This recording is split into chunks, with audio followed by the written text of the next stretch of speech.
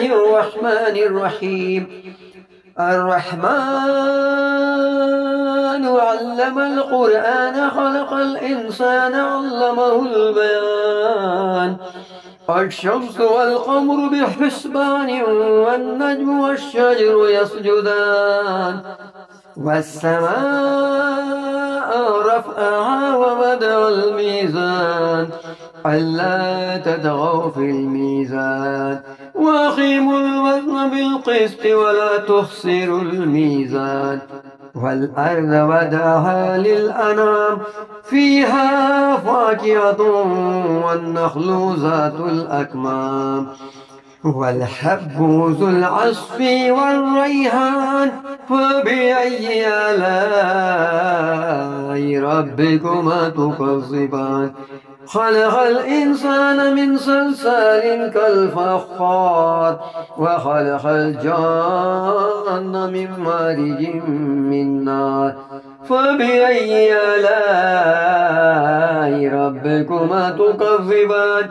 رب المشرقين ورب المغربين. فبأي آلاء ربكما تكذبان؟ مرج البحرين يلتقيان بينهما برزخ لا يبغيان. فبأي آلاء ربكما تكذبان؟ يخرج منهما اللؤلؤ والمرجان. فبأي آلاء ربكما تكذبان؟ وله الجوار المنشآت في البحر كالأعلام. فبأي آلاء ربكما تكذبان؟ كل من عليها فان ويبقى وجه ربك ذو الجلال والإكرام. فبأي آلاء ربكما تكذبان؟ يسأله من في السماوات والأرض كل يوم هو في شان. فبأي آلاء ربكما تكذبان؟ سنفرغ لكم أيها الثقلان. فبأي آلاء ربكما تكذبان؟ يا معشر الجن والإنس إن استطعتم أن تنفذوا من أقطار السماوات والأرض فانفذوا لا تنفذون إلا بسلطان. فبأي آلاء ربكما تكذبان؟ يرسل عليكما شواظ من نار ونحاس فلا تنتصران. فبأي آلاء ربكما تكذبان؟ فإذا انشقت السماء فكانت وردة كالدهان. فبأي آلاء ربكما تكذبان؟ فيومئذ لا يسأل عن ذنب إنس ولا جان.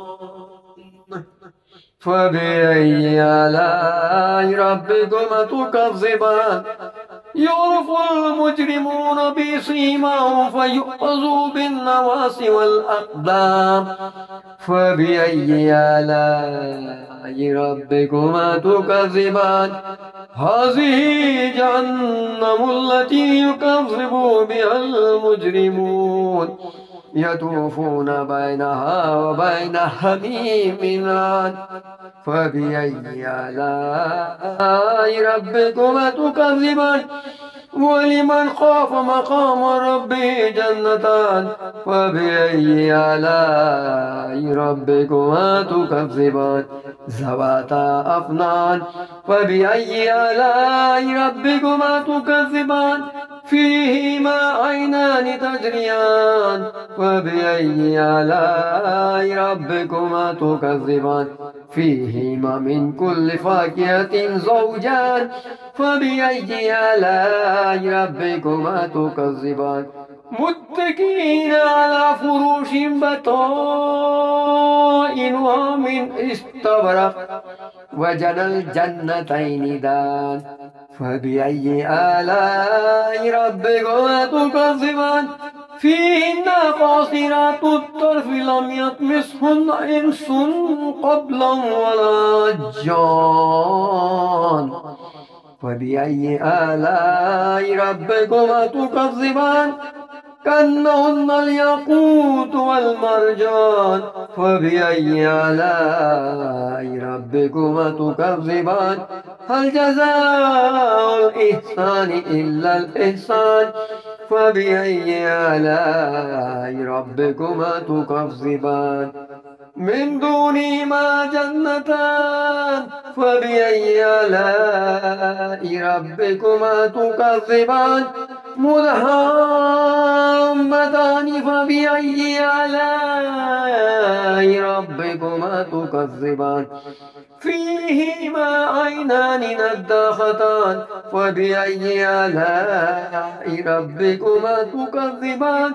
فيهما فاكهة ونخل ورمان فبأي آلاء ربكما تكذبان فيهن خيرات حسان فبأي آلاء ربكما تكذبان حور مقصورات في الخيام فبأي آلاء ربكما تكذبان لم يطمثهن إنس قبلهم ولا جان فبأي آلاء ربكما تكذبان متكئين على رفرف خضر وعبقري حسان فبأي آلاء ربكما تكذبان تبارك اسم ربك ذي الجلال والإكرام